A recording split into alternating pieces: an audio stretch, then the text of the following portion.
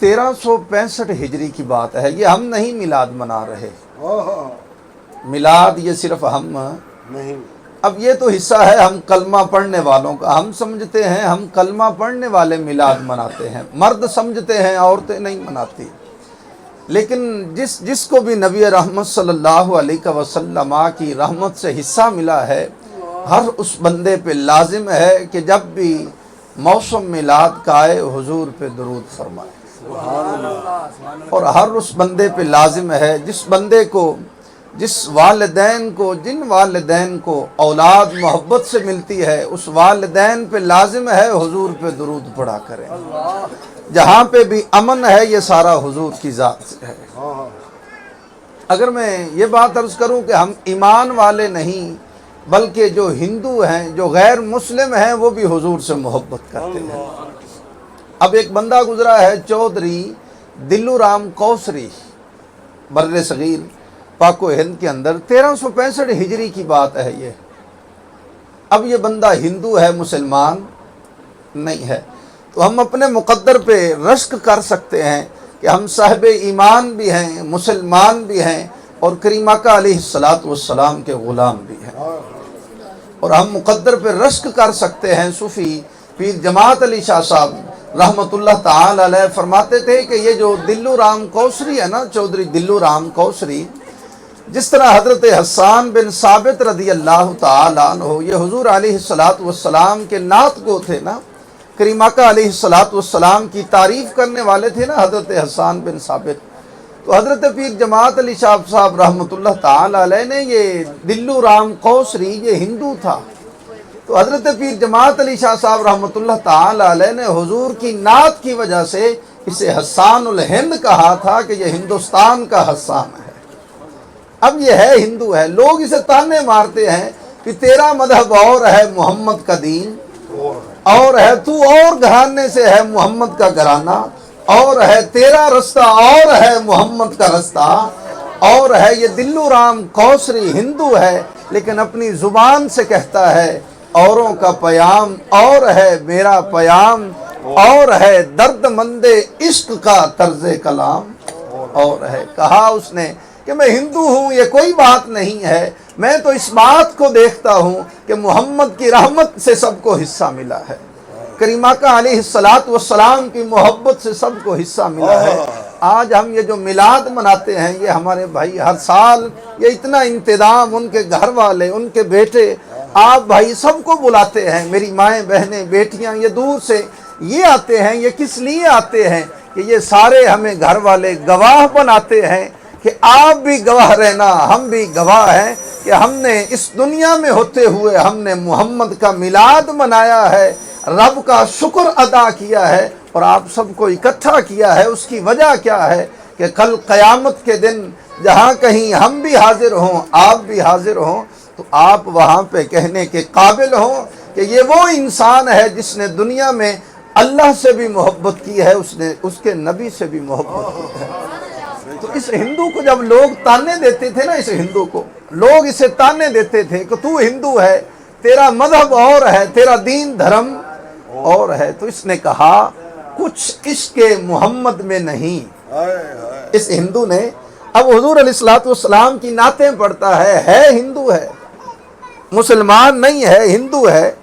اب کریم آقا علیہ السلام کی جب یہ نعت لکھتا ہے نا ہندو، تانے سنتا ہے، قبیلے والوں کو بھی تانے سنتا ہے، ہندوستان والوں کے بھی تانے سنتا ہے، تو اس نے کریم آقا علیہ السلام کی بارگاہ میں جب ہدیہ نیاز پیش کیا نا، تو اس نے کہا کچھ شرط نہیں، کچھ عشق محمد میں شرط نہیں ہے مسلمان جب بھی عشق جو محمد ہے نا اس میں مسلمان ہونا شرط نہیں ہے کوسری ہندو بھی طلبگار محمد صلی اللہ علیہ وسلم۔ اس نے کہا آپ مسلمان ہی نہیں، میں کوئی صاحب جنوں تو نہیں کہ میں جاگوں تمام رات، میرے محمد تیرا عشق ستائے تو میں کیا کروں۔ یہ ساری محبت کی داستان ہے، یہ ساری عشق کی داستان ہے، یہ جو ہم بیٹھ کر کریم آقا علیہ السلام کی محبت میں ہم سارے کیا کر رہے ہیں، دم بھر رہے ہیں، اس کی وجہ کیا ہے؟ اس کی وجہ یہی ہے کہ آپ کو، مجھے، ہم سب کو کریم آقا علیہ الصلوۃ والسلام کی رحمت سے حصہ ملا ہے۔ اب میں ایک حدیث مبارکہ عرض کرتا ہوں۔ نبی رحمت صلی اللہ علیہ وسلم کی حدیث مبارکہ ہے، یہ جتنی بھی میری بہنیں، مائیں، بہنیں، بیٹیاں، یہ وہ فیملی ہے جس سے میرا قرآن کا رشتہ ہے۔ قبلہ پیر صاحب نے، میرے استاذ گرامی نے، قبلہ خان محمد قادری صاحب زیدہ مجدہ ہو، اب وہ باہر گئے ہیں تو انہوں نے مجھے حکم فرمایا ہے، ورنہ میری ڈیوٹی ان کی نوکری کی ہے۔ اب انہوں نے وہاں پہ بھی، میں بات وہ بھول گیا تھا، جب یہ ان بچوں کو میں نے دیکھا ہے تو جب ہم محفل میلاد میں حاضر ہوتے ہیں نا تو ہم اللہ سے دعا کیا کریں، یا اللہ جس طرح ہم محفل میلاد میں بیٹھ کر تیرے محبوب پہ درود پڑھ رہے ہوتے ہیں، یا اللہ موت بھی ہمیں جب آئے نا تو ہم اسی طرح تیرے محبوب پہ درود پڑھ رہے ہیں۔ ہم قبر میں بھی جائیں تو قبر میں بھی ہماری حالت، میں رات کو جب دیر سے آتا ہوں نا، مدرسے اپنے میں لوٹتا ہوں، مدرسے میں آتا ہوں نا رات کو، جب تو بچے مدرسے کے سو رہے ہوتے نا تو وہ سوئے کوئی تبارک الذی بیدہ الملک، کوئی یاسین والقرآن الحکیم۔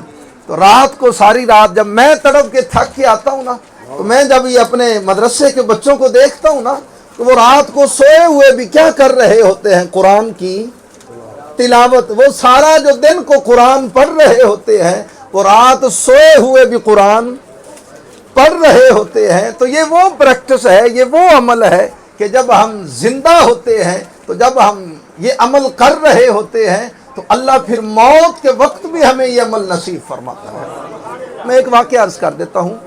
حضرت امام شافعی رحمۃ اللہ تعالی علیہ، یہ حضرت امام شافعی رحمۃ اللہ تعالی علیہ یہ ایک وقت کے بزرگ تھے، ایک وقت کے امام تھے حضرت امام شافعی رحمۃ اللہ تعالی علیہ۔ حضرت امام شافعی رحمۃ اللہ تعالی علیہ گئے نا جب حج کرنے، آپ حج کرنے گئے تو آپ نے ایک نوجوان کو دیکھا جو ہر لمحہ کیا کر رہا ہے؟ قرآن پڑھ رہا ہے۔ جو ہر لمحے کیا کر رہا ہے؟ ایک نوجوان قرآن پڑھ رہا ہے۔ وہ صبح بھی ہے قرآن، شام بھی ہے قرآن، اب وہ ہے کدھر؟ حج کرنے گیا ہے۔ یہ حضرت امام شافعی رحمۃ اللہ تعالی علیہ نے، یہ جو میری ادھر بھائی شکیل ہے، ان کی والدہ محترمہ ہے، ماں جی ہے میری، میں نے اپنے بچپن میں جب میں یہاں پہ پڑھنے آیا تھا نا تو یہ جو گھرانہ ہے مہر افضال صاحب کا یا مہر اشفاق صاحب کا، یہ وہ گھرانے ہیں جہاں پہ عورتیں بھی محفل میلاد ہے، جہاں پہ مردوں کا بھی محفل میلاد ہے، بچوں کا بھی محفل میلاد ہے۔ اس میں پورا گھرانہ جو ہے، چھوٹے بچے سے لے کر بڑے مرد تک، بوڑھے سے لے کر جوان تک، پھر بچیوں سے لے کے بڑی عورتوں تک، یہ جب بھی حضور کا میلاد ہوتا ہے تو یہ سارا گھرانہ شامل ہوتا ہے۔ اس کی وجہ کیا ہے؟ ہر ایک اپنا حصہ ڈال رہا ہے۔ حضرت امام شافعی رحمۃ اللہ تعالی، آپ جب گئے نا حج کرنے، آپ حج کرنے گئے تو ایک نوجوان کو دیکھا کہ وہ کیا کر رہا ہے؟ قرآن پڑھ رہا ہے۔ آپ ذرا اس کے، وہ اپنے علاقے کا تھا حضرت امام شافعی رحمۃ اللہ تعالی علیہ، آپ اس کے قریب ہوئے نا، اسے کہا یار میں آپ سے بات چیت کرنا، گفتگو کرنا چاہتا ہوں۔ تو اس نوجوان نے کہا او امام شافعی آپ ذرا کام کریں نا، یہاں ہم جس کام سے آئے ہیں مجھے وہ کرنے دیں، مجھے قرآن سے محبت ہے۔ تو قرآن میں ہے کیا اصل میں؟ قرآن اصل میں حضور علیہ الصلوۃ والسلام کی اخلاق ہی تو ہے۔ قرآن بھی سارا جو ہے، یہ حضرت اقبال نے فرمایا تھا، مغز قرآن روح ایمان جانے دیں ہست حب رحمت للعالمین۔ کہا یہ جو قرآن ہمیں نظر آتا ہے، یہ جو ہمیں بچے حافظ قرآن نظر آتے ہیں، یہ اللہ کی مہربانی ہے۔ یہ کسی میلاد پہ جب ہم شامل ہوتے ہیں تو یہ بھی اللہ کی مہربانی ہے۔ تو حضرت امام شافعی رحمۃ اللہ تعالی علیہ جب اس نوجوان کو کہتے ہیں نا یار میں نے بات کرنی ہے، تو وہ کہتا ہے یار مجھے قرآن کی تلاوت کرنے دے، مجھے قرآن کی تلاوت کرنے دے۔ جب جن کو پتہ ہے نا لقد جاءکم رسول من انفسکم، کہ اس آیا مبارکہ میں آپ، یہ بچیاں، یہ ساری بہنیں، یہ سارے بھائی، یہ سارے کیا کر رہے ہیں؟ آ گئے ہیں حضور۔ ہم میلاد میں ہم یہی کہہ رہے ہیں نا کہ کریم آقا علیہ الصلوۃ والسلام آ گئے ہیں، یا مصطفیٰ خیر الورا تیرے جیا کوئی نہیں۔ ساری اس محفل کے اندر، اس ساری گفتگو کے اندر ہم سارا بیان کیا کر رہے ہیں کہ آ گئے ہیں حضور۔ اب سورہ توبہ کی جو آخری آیات ہیں ان میں کیا ہے؟ لقد جاءکم رسول من انفسکم، جاءکم کہ تمہارے پاس کون؟ آ گئے ہیں رسول، تو یہ وہی قرآن کا طریقہ ہے جو ہم اپنی زبان پہ دہرا رہے ہیں۔ تو قرآن اصل میں جس کو پڑھنے کی لذت مل جاتی ہے نا، اس کو پتہ چلتا ہے کہ اللہ نے میرے محبوب علیہ السلام کو شان کیا عطا فرمائی ہے۔ تو اس نوجوان کو حضرت امام شافعی رحمۃ اللہ تعالی علیہ نے جب پوچھا نا، کہا یار میں نے قرآن تو پڑھ رہا ہے، میں نے تجھ سے بات کر لی ہے۔ تو اس نے کہا مجھے قرآن پڑھنے دے۔ اب وہ بندہ حتیم کے پاس، امام شافعی رحمۃ اللہ تعالی علیہ فرماتے کچھ دن گزرے نا، وہ نوجوان حتیم کے پاس بیٹھ کر قرآن پاک پڑھ رہا تھا۔ تو حضرت امام شافعی رحمۃ اللہ تعالی علیہ پیچھے بیٹھ کے آپ نے فرمایا آج تو ہے نا اس نوجوان سے میں بات کروں گا، اب یہ جب قرآن کی تلاوت کر لے گا نا تو میں اس سے گفتگو کروں گا۔ اب اتنا دل میں سوچا ہے تو اس نوجوان نے قرآن پاک بند کیا ہے اور پچھلی طرف اس کی طرف حضرت امام شافعی رحمۃ اللہ تعالی علیہ کی طرف منہ کر کے چہرہ کر کے کہا آج آپ بتائیں، اب میں آپ کی بات سننے کو تیار ہوں۔ تو حضرت امام شافعی رحمۃ اللہ تعالی علیہ نے فرمایا بتائیں نا ذرا اس کی لذت کیا ہے۔ تو اس نوجوان نے جواب کیا دیا، اپنی جیب سے کچھ درم دینار نکالے نا۔ تو حضرت امام شافعی رحمۃ اللہ تعالی علیہ کو وہ عطا کیے نا، دیے نا، اور یہ لفظ کیا کہا آج ظہر کی نماز کے بعد میں دنیا سے چلا جاؤں گا۔ ہم کہتے ہیں موت آتی ہے انسان فنا ہو جاتا ہے، لیکن قرآن کہتا ہے کہ جو بندہ اللہ اور اس کے رسول کی محبت میں جاتا ہے اسے موت نہیں آتی ہے۔ اسے موت، وہ جو موت آ کے وہ مر کے انسان مٹی اور فنا ہو جاتا ہے نا، جو بندہ قرآن کا قاری ہو، جو کریم آقا علیہ السلام کے ساتھ محبت کرنے والا ہو، اس کے ساتھ موت کا انداز اور ہوتا ہے۔ کہا اس نے عرض کیا کہ اے امام شافعی آج ظہر کے بعد میں نے دنیا سے چلے جانا ہے، اور یہ پیسے رکھ لیں اور یہ جو دینار ہیں یہ رکھ لیں، اور میرے غسل کا، میرے کفن دفن کا یہ انتظام کر دینا ہے۔ آپ بڑے حیران ہوئے کہ میں نے ظہر کی نماز پڑھی ہے، سنتیں، پھر فرض پڑھے ہیں، اس کے بعد نوافل ہیں، سنتیں، یہ ساری نماز پڑھی نا۔ اب میں دیکھ رہا تھا کہ اس بندے نے، اس نوجوان نے کہا ہے کہ میں نے ظہر کے بعد کیا ہے۔ اب میں نے جب ظہر کی نماز مکمل کی ہے نا، اس بندے کو حضرت اسرائیل علیہ السلام سے ملاقات ہوئی ہے، بندے کا وصال ہو گیا، بندہ فوت ہو گیا ہے۔ اب اس کو اس کی وصیت کے مطابق غسل دیا ہے، کفن دیا ہے، دفن کیا ہے۔ اب اس بندے کی دعا کیا تھی؟ آپ اور میں، یہ بچے، یہ جتنے بھی ہم محفل میلاد میں حاضر ہیں، وہ نوجوان جب قرآن پڑھتا تھا نا تو اللہ کے حضور دعا کرتا تھا کہ یا اللہ جس طرح مجھے دنیا کے اندر قرآن پڑھنے کی توفیق عطا فرمائی ہے، یا اللہ قبر میں بھی مجھے ایسے قرآن پڑھنے کی توفیق عطا فرمائی۔ اب وہ بندہ دعا یہ کرتا تھا کہ جب بھی سورہ ملک پڑھتا تھا تو یا اللہ جیسے میں ادھر قرآن پڑھ رہا ہوں مجھے قبر میں بھی ایسے توفیق عطا فرما۔ آج ہم بھی کہتے ہیں میرے مالک جیسے ہم تیرے محبوب کی غلامی میں ادھر ہم کھڑے رہتے ہیں، ہمیں قبر میں بھی اپنے محبوب کی غلامی نصیب فرما۔ جیسے ہم ادھر درود پڑھتے ہیں، جب قبر میں منکر نکیر آئیں تو مالک کرم فرما، ہمیں پہچان بھی نصیب فرما، ہمیں اس محبوب کا قرب بھی نصیب فرما، ہمیں اپنے جوار رحمت میں بھی جگہ عطا فرما۔ حضرت امام شافعی رحمۃ اللہ تعالی اب وہ فرماتے ہیں میں سوچ رہا تھا اس کی دعا اللہ قبول کیسے کرتا ہے۔ بھی اس نے دنیا میں دعا کی تھی نا، یا اللہ قبر میں بھی مجھے قرآن کی توفیق عطا فرما۔ تو حضرت امام شافعی رحمۃ اللہ تعالی علیہ فرماتے ہیں اب اس کی دعا میرے ذہن میں تھی، قرآن سے وہ محبت، اور جو بندہ قرآن سے محبت کرتا ہے اور صاحب قرآن یعنی حضور سے محبت کرتا ہے، اس بندے کی زندگی کا عالم دیکھیں کیا ہوتا ہے۔ حضرت امام شافعی رحمۃ اللہ تعالی علیہ فرماتے ہیں کچھ سالوں بعد اب میرا دوبارہ جانا ہوا نا ادھر، اب پھر کو بندہ فوت ہوا، اب اس کی قبر بنائی جا رہی تھی، اب قبر کسی اور بندے کی کچھ سالوں بعد بنائی جا رہی تھی، اب اس کو دفن کرنا تھا اس کی قبر۔ اب جو ساتھ والی قبر تھی اس کی دیوار گر گئی، ساتھ والی قبر کی دیوار گر گئی۔ اب تو حضرت امام شافعی رحمۃ اللہ تعالی علیہ فرماتے ہیں لوگ آئے میرے پاس، جی حضرت مسئلہ بتائیں کہ اب ساتھ والی قبر کی دیوار گر گئی ہے، اب مہربانی فرمائیں مسئلہ کیا ہے، مسئلہ کیا مسئلہ ہے، اب مہربانی فرمائے ہمیں کچھ نہ کچھ بتائیں۔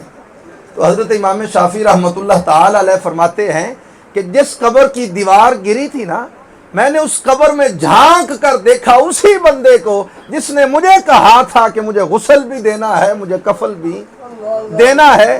اب میں نے جھانک کے دیکھا تو قبر کے اندر وہی بندہ قرآن پڑھ رہا ہے، وہی بندہ قبر کے اندر قرآن پڑھ رہا ہے۔ میں نے اور آگے ہو کے دیکھا ہے تو اس نے السلام علیکم کہا ہے اور مجھے کہا ہے اے شافعی، جو محمد کی محبت میں مرتے ہیں، جو قرآن کی تلاوت کرتے ہوئے دنیا سے جاتے ہیں، جنہوں نے رشتہ اس دنیا کے اندر اللہ اور اس کے رسول سے جوڑا ہوتا ہے، جنہوں نے رشتہ قرآن سے جوڑا ہوتا ہے، وہ رشتہ ہے کہ انہیں موت تو آتی ہے لیکن ذائقے کے طور پہ آتی ہے۔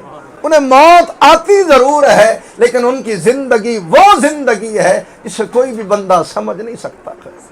اب وہ اس کی موت ضرور ہوئی ہے تو حضرت اقبال نے اسی لیے فرمایا انسان قبر کے اندر ہو، وہاں پہ انسان قرآن پڑھ رہا ہو تو یہ اثر کس کا ہے؟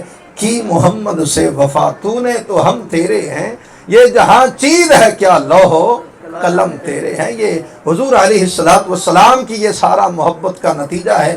آخری ایک حدیث مبارکہ میں عرض کر دیتا ہوں کہ نبی پاک علیہ السلام دو قبروں کے پاس سے گزرے۔ یہ ہم حضور کا میلاد کیوں مناتے ہیں؟ یہ سارا سلسلہ کیوں کیا ہے؟ کریم آقا علیہ السلام گزر رہے تھے تو سرکار نے دیکھا دو قبر والوں کو عذاب ہو رہا ہے۔ مر النبی صلی اللہ علیہ وسلم بقبرین، حدیث مبارکہ کے لفظ ہے۔ سرکار نے جب دیکھا نا کہ قبر والوں کو عذاب ہو رہا ہے تو کریم آقا علیہ السلام نے صحابہ کو فرمایا جانتے ہو کہ ان کو عذاب کیوں ہو رہا ہے؟ اللہ و رسولہ عالم، یا رسول اللہ، یا اللہ جانتا ہے یا اللہ کا رسول جانتا ہے۔